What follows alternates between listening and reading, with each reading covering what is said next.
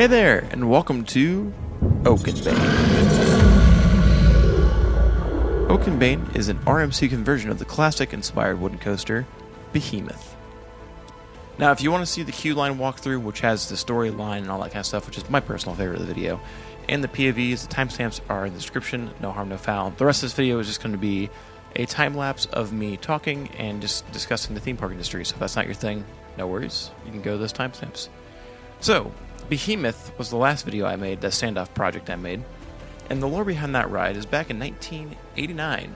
It was manufactured by Dinn Corporation, which is around the same time that Mean Streak, not Behemoth, this is Behemoth, Son of Beast, those kind of rides were kind of popping up, and Texas Giant specifically, that's an important one. Those started popping up, so there was 3 rides specifically in 1989 and 4 in 1990. So I figured having a 4th one in 1989 would make the most sense, realistically speaking. So that's when Behemoth theoretically was manufactured. Even though it was around for 36 years, this ride eventually became pretty old and decrepit. And just as you would see in real life, RMC around, I want to say it was like 2018, 2020, started kind of popping up the scene. Probably earlier than that, I'm probably misremembering. But I'm going to say around this time, 2025, for the 2025 season, I should say, this park would have reached out to RMC and opened this ride for 2025. So that's kind of the story lore behind this. If you don't know about Dinn Corporation, real quick, I learned quite a bit about them. Not quite a bit, just a little bit about them. So they manufactured a lot of those rides I mentioned earlier, or all those rides I mentioned earlier. And the founder of Dinn Corporation was actually the head of maintenance at Kings Island, so I found that pretty interesting. He ended up breaking off from Kings Island and manufacturing his own own rides.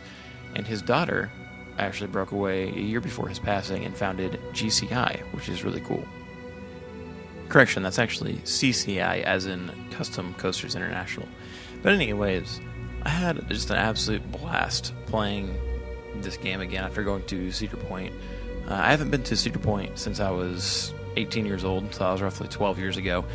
And it was just incredibly refreshing to go back. And there's a lot of rides that I hadn't ridden. So, I mean, Valraven is 9 years old now, and that was my first time riding it. Absolutely one of my favorites in the park. Like, definitely in my top 10, maybe top 5. It's pretty close to top 5 in the park. Well, definitely top 5 in the park. But Steel Vengeance completely caught me off guard when I first got on it. I've ridden that ride virtually a ton of times. That was a ride that when they first announced it, I knew I probably wasn't going to ride for quite a bit, and that was true statement. I believe it opened in 2018. I might be wrong there. I'll put it on the screen if that's incorrect. But, you know, not being in the park since I don't even remember the year.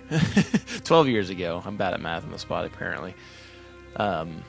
Not being at the park in that period of time, I knew I wasn't going to be able to ride the ride for a while, but getting on it, holy cow, man.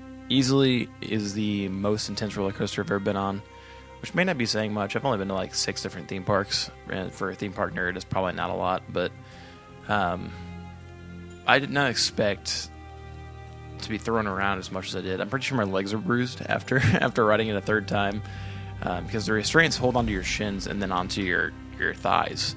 There's nothing, I mean, and your waist too, but like there's nothing above your waist holding you in. And there's like 3 or 4 inversions on Steel Vengeance, so I mean, it throws you around quite a bit. So, needless to say, as you see me here redoing Behemoth into something completely different, you can see that obviously I was very inspired by Steel Vengeance with this layout. I also heavily referenced Iron Gwazi and New Texas Giant quite a bit, just to kind of get some of those older elements into the ride. But when I first made Behemoth, I mentioned doing an RMC conversion, and that the theming was going to be alien theme. And with the green track here, you would obviously maybe assume that, but if you watch the intro, you can see that's not the case at all.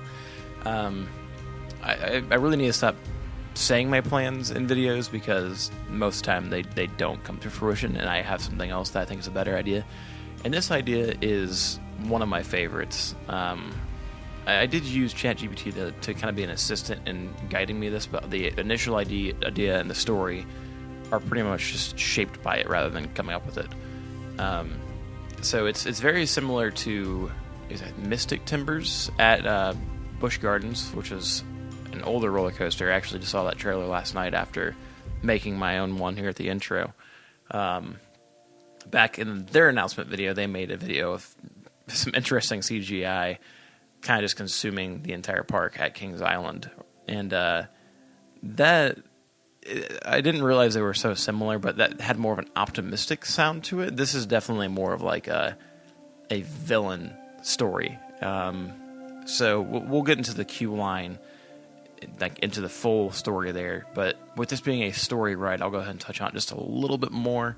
So Oakenbane is this like ancient monster that essentially, or spirit monster, whatever we want to call it, that essentially lived underground, dormant for years, where Behemoth was built.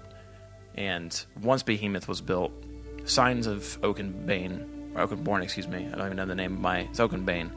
Don't even know the name of my own ride. Oakenbane started showing some signs. Kudzu started appearing. Weird trees kind of started popping up. But the park didn't really think anything of it. This is all fictional, of course. Like, would not be real life, but this is like the storyline for the park. Long-term story plan, long-term storytelling, rather. So over the 36 years of Behemoth's operation, they would just start doing like some teasers here and there.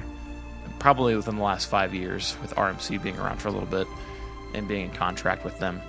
So these weird elements, these trees start popping up. This, the water turns black and all this kind of stuff, and the land just kind of looks cursed. And Oakenbane eventually just overtakes the land and overtakes this ride and becomes this even larger creature than Behemoth was, which is saying something, because Behemoth for its time was really large. I mean, it was like I think it was 140, 150 feet tall, which is very tall for the late 80s into the 90s for a wooden coaster. And obviously you can see me kind of going back and forth here, comparing the layout with Behemoth, because I'm trying to keep the same integrity of supports, because that's what usually happens with these RMC conversions, is they use the exact same supports. That's also why you can see that this ride is much higher off the ground. Kind of going all over the place here, but that's something I kind of struggled with when building this. Is this ride seemed to be too high off the ground for a lot of these moments, but most of it is just slightly taller than the original Behemoth. So whether that was a fault of mine when I first made Behemoth or what, doesn't really matter. I don't dislike it. There's a lot of smoothing and a lot of correction to the layout I do off the time-lapse camera, because, I just want to include the layout build in here first. There's some smoothing throughout. I do smooth a lot when I'm building my rides, just throughout periodically. But going off of what's not on the screen, there are some changes that you'll see in the POV. Nothing too crazy, though. Like, there's no dramatic layout changes. It's just making sure the track is as accurate as possible to Behemoth's original track. So I've never done a conversion like this before, and I've not really seen a lot of these either on YouTube, at least in the time that I've kind of been back on YouTube in Planet Coaster World. But I'd never taken a snap at this, and I had so much fun doing it. It was an absolute blast to kind of feel like a roller coaster engineer for a little bit and kind of piece by piece build this ride. It features a lot of airtime and a lot of high speed. The ride basically maintains 55 mile per hour until the brake run. There's some slowdown moments here and there with big airtime moments, but there's a lot of moments that throw you out of your seat too. And that's something that I really liked about Steel Vengeance, is I felt like there was these elements that, like right after there's an overbank turn, and you kind of crest the overbank turn, banking to your left while turning right, and you feel like you're going to go flying out of your seat, like the restraints are doing all they can do to hold you in. And so I wanted to really feature that ride, or that ride element in this ride, going off of the idea that this is a twisted tree monster that has a lot of creaks and twists and turns. So we have a lot of heartline rolls here, corkscrews. I guess there's only one technical corkscrew, but it's more of an overbank turn. It's like the 0G RMC famous element. It happens right underneath the overbank turn section. You'll see it in the POV. But yeah, this ride just has a lot of cool elements, including that part right there you can see at the station where you turn right while banking left and vice versa going to the lift hill. It's just a teaser for what's to come. So I love this layout. Perhaps it's one of my favorite rides I've ever made, period. Like, it's really, really quite unique. So I'm really a big fan of it. a lot of the scenery building in this is me just taking over old buildings with vines, which kind of felt cheap, but at the same time, it fits the storyline and what's going on. A lot of Cronus' Curse, which is the first Planet Coaster 2 project I made, had a lot of vines because it was, basically Olympus had fallen, and that was what you were walking into. So I do feel a little weird doing another project that is heavily involved with vines, but that's just me being self-conscious. This is it's a tree monster. It has to have some vines. You can also see me going through here and making some of the trees bigger, just to kind of show the age of this ride. This area has been around for 35 years. I would like to imagine the queue line would probably change a little bit more, but I just kind of changed colors, added more vines and stuff, just to kind of stick to that theme of old kind of being taken over by this monster. So you're going to see a lot of that element just kind of throughout the next couple minutes of this build. I think my biggest insecurity with this ride is that it's not 100% realistic feeling, to me at least, after spending 3 or 4 days at Cedar Point and kind of being in that generic land. Or generic theme park, generic land. I wanted to, when I first built Behemoth, I wanted to kind of replicate that emotional response that you get from being in a theme, just a generic theme park. So I don't feel like this is 100% that, but it definitely has more of like a, it's obviously way more themed than probably anything there. Just budget-wise, this ride would probably blow a lot of generic theme parks' budgets out of the water, just being realistic. Maybe not the ride itself, but the amount of theming that kind of goes into it. It's a lot. It's quite a bit. So by the time I'm done with it, so that's something I thought about a little bit when making this. But I also just wanted to let my imagination run wild. As I start doing more projects, as a goal of mine is to, make more generic feeling, simple rides and theme parks. So maybe that's the next thing I end up doing. I'm not super inspired at the moment to continue Bumblebee Bay. I will get in that park file this week, though, and kind of play around and just try to get a video up. But I mostly, this is a side thing for me. It's fun. I enjoy doing it, so I don't want to force anything there. But I do feel inspired to start a very simple, generic park. And maybe I'll start Wonder Lake, maybe I won't. Maybe I'll continue getting comfortable with the game before I recreate Wonder Lake in this game. Planet Coaster 2's 1-year anniversary is coming up pretty soon in November, so maybe I'll end up doing something big for that, because Wonder Lake has been a project of mine for a very long time. I know I'm kind of new to this whole YouTube thing to many of you, but I made Wonder Lake way back on Planet Coaster 1 and kind of just played that park on and off, not putting it on YouTube, and then I decided to document it last year and put it on YouTube. Not complete, park scale was completely whack, and there's fun rides, there's good rides, but the park itself is just not great scale, and a lot of the buildings are kind of lackadaisical. So I would like to really dive into that eventually. So I'm not totally sure when that will happen. That'll be the next thing I do. I probably want to save a project like that for later, because we still have Bumblebee Bay. It's a small project, so I'm actively thinking out loud here. So please forgive me if you have thoughts that you would on this subject matter. Feel free to comment on it. But I'm mostly just going to kind of just do what feels right, because this is not a job. This is just fun. So I need it to portray that as well. It needs to be fun, and I need to have fun doing this. I'm having an absolute blast making a video for the first time here in a long time. But now, if my timeline is correctly lined up with where I'm at talking-wise right now, I'm starting to work on the signage, and this Oakenbane sign absolutely rocks. I love it. It communicates every single response emotionally that I want from it. It's playful, but it's terribly spooky looking, and I think it demonstrates what I imagined Oakenbane looking like.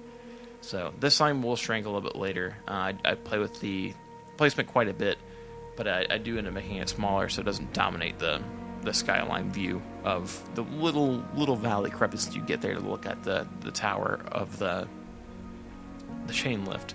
Words are struggling, sorry. My absolute favorite thing about this project are these signs in the queue line, which I made in Canva, that have the storyline written in. It's a 4-part story that just kind of describes the legend of Oakenbane, and it just increasingly gets kind of more wild as you go through the queue line.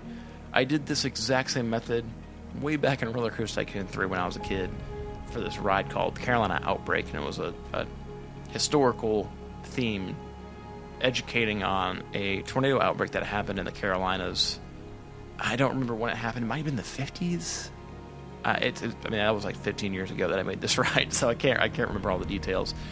But I very much did this exact same type of detail where I had 3 to 4 different signs kind of telling the story of the Carolina outbreak. You know, kind of more or less, I was more like honoring the people whose lives were impacted by that. It was a really deadly outbreak. So that was a little bit, you know, the tone was completely different story-wise, but thematically having those elements throughout the queue is, you know, roughly the same. So it was really cool to be able to revisit that itch and add that story into this ride. And I'm sure I'll continue doing that in the future, because you can tell a really good story just by putting up billboards with a couple paragraphs describing what the story is. So speaking of the story, I decided that the ride wouldn't make too much sense if there wasn't some level of theming throughout. So I'm just going through here and adding some vines through some moments. Like the last Heartline roll has this really cool like kudzu taking over part on the supports. So that looks really cool. And there's some more elements like that throughout the rest of the ride that you'll see in the POV. I'm also adding a lot of these dark purple lights throughout just to make this ride feel like Oakenbane at night. So purple is a heavy part of the theme here. Other than the track being green, everything else is basically purple, kind of like Hulk. But yeah, Oakenbane taking over this whole entire section of the park. You know, I wanted to convey that with lighting too. So this last bit of detail here, we're just adding these lights onto the lift hill as well, and just more kudzu because we need more kudzu. So yeah, a lot of theming, a lot of different things. I did start making this transfer track, but unfortunately the power went out, so I had to redo it and lost half the recording. So there it is. But anyways, we're getting ready to go into the tour, so I'll see you there in a second where we'll talk about all the stuff in detail in real time.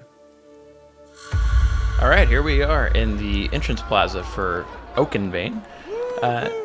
Great view for the chain lift here, but that's really all you can see. You can kind of see the overbank turn there a little bit. My poor little graphics card's struggling to really show it. But as you can see, this area is completely overgrown now, as you saw in the time lapse, or if not, you're coming from the beginning. It's the same station, same scenery pieces, all that kind of stuff, just with added vines and dead trees. So, as if Oakenbane himself has possessed the area. So, I didn't think this was totally necessary, but I figured in order to make this really feel authentic, would have to add these rides or pieces to this ride. So we got the Oakenbane logo up there just to kind of show he's possessed that ride, and obviously a lot of overgrown trees and that kind of stuff. I added more trees and made everything way larger just to show that this area has been around for almost 40 years, plus just kind of building on the lore, of course. So as we move forward, we get a better look at the station here, just kind of see how gross it looks. So much overgrown, so many overgrown trees and plants and stuff.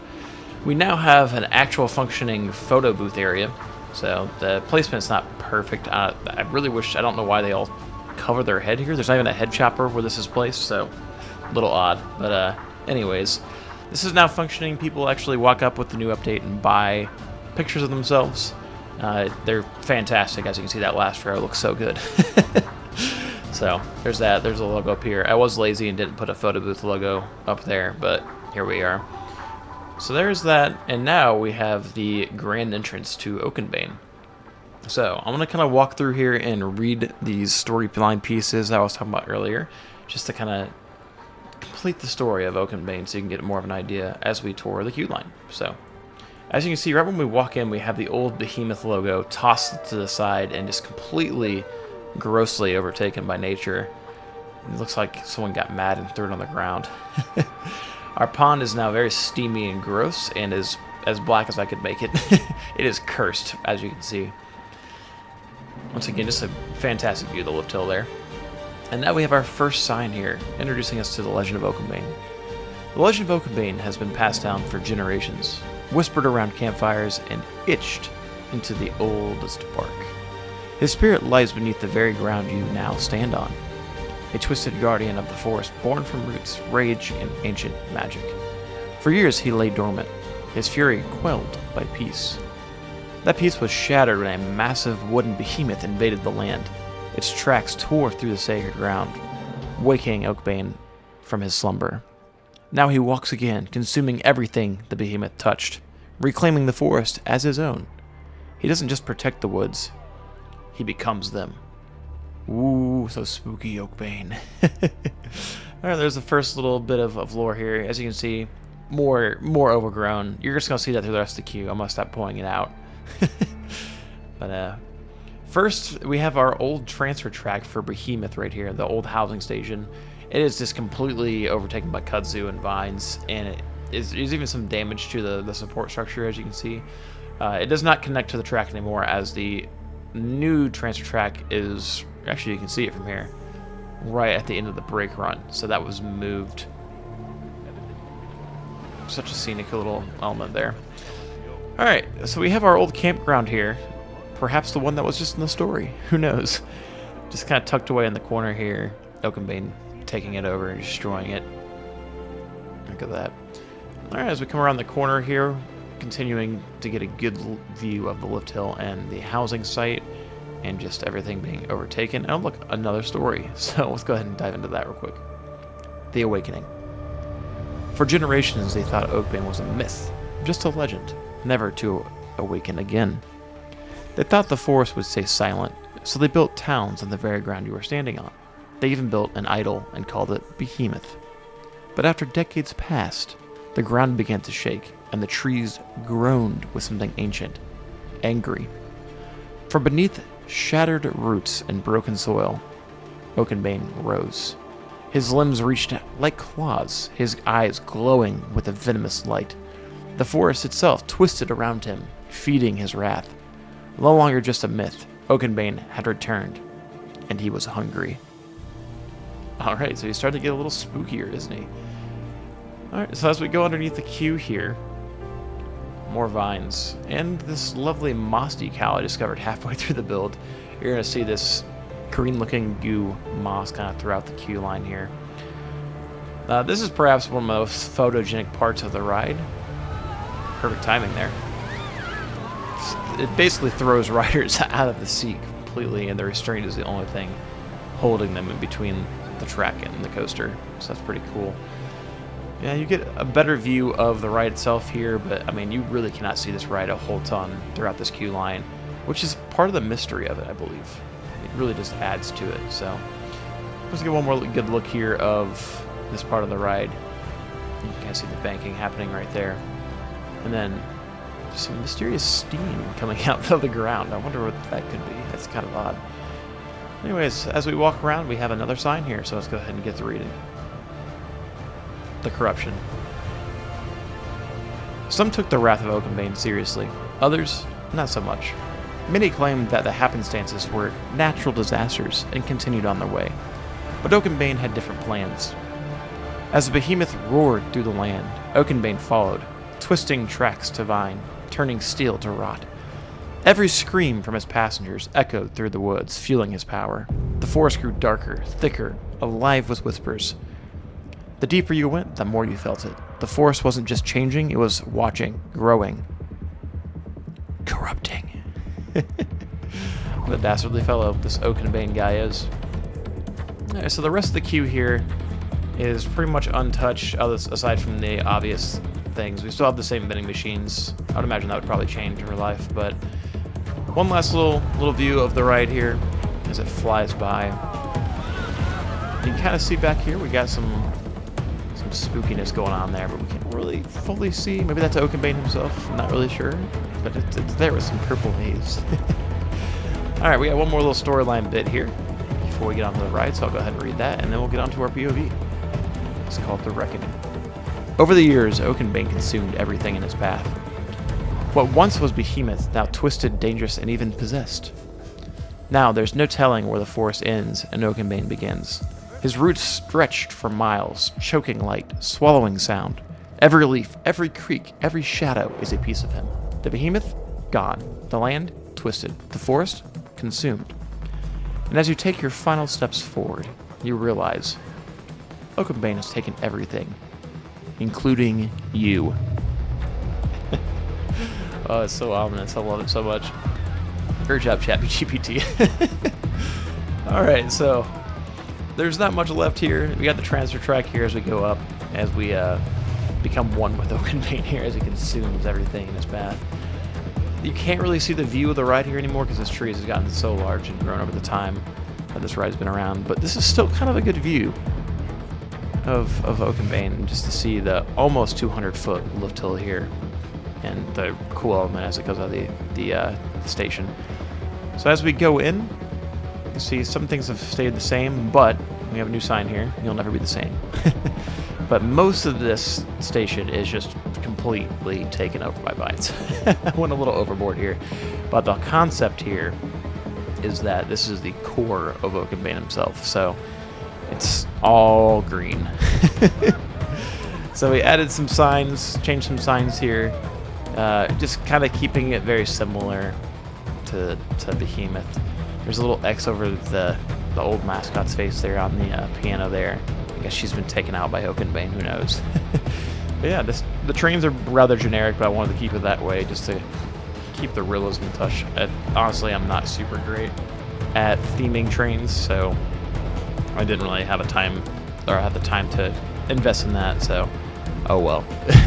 Regardless of that, super happy with the station. So are the guests. Well, maybe. And yeah, that's enough yapping. I really enjoyed this build, and I hope you enjoyed this tour. I'm going to go ahead and see you at the end after the two POVs. So let's go ahead and jump on a train.